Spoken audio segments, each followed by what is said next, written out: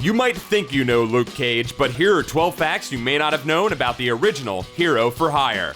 Luke Cage was created by Archie Goodwin and John Romita Sr. during the height of the blaxploitation film craze. He first appeared in Luke Cage Hero for Hire #1 in 1972 by Goodwin and artist George Tuska, making him the first black superhero to headline his own solo title.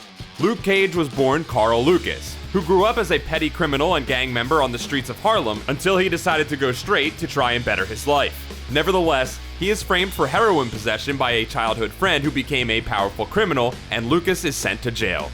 While in prison, Lucas volunteers for an experiment attempting to recreate the super soldier serum that gave Captain America his powers. The chemical ends up giving Lucas super strength and unbreakable skin, which he uses to escape prison. Probably wasn't a good idea to test it on those guys. He sets himself back up in New York under the alias Luke Cage, using his powers for good and profit as the Hero for Hire.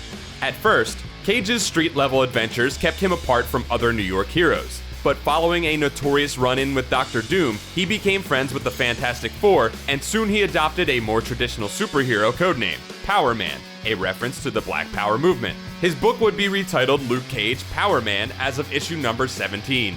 Over time, the popularity of the Power Man title began to fade, and so it was combined with another hero based on a 70s movie fad, the kung fu hero Iron Fist. As of issue number 50, the book was retitled Power Man and Iron Fist, and the two would be a duo long after the title's cancellation in 1986 at issue number 125. However, there was a brief hiatus in their partnership when Iron Fist got radiation poisoning and was subsequently replaced by a plant person. The plant person was murdered by the Super Skrull, but Luke got blamed for it. Luke fled to Chicago until he was able to clear his name when the real Iron Fist turned up.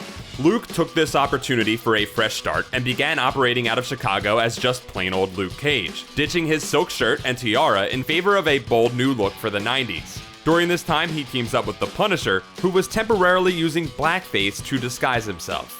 Although he also had relationships with Dr. Claire Temple and model Harmony Young, his best-known relationship is the one with Jessica Jones, whom, according to Retcon, he met while she was still operating as the hero Nitrous, admiring her strength and unpredictable style.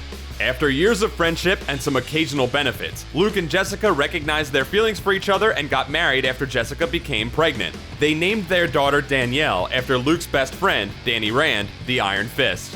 While perhaps being best known as a solo hero, or as part of a duo with Iron Fist, Luke Cage has been a member of the Fantastic Four, the Defenders, the Secret Defenders, an expanded Heroes for Hire team, the Marvel Knights, the Thunderbolts, and about 6 different versions of the Avengers, one of which he led.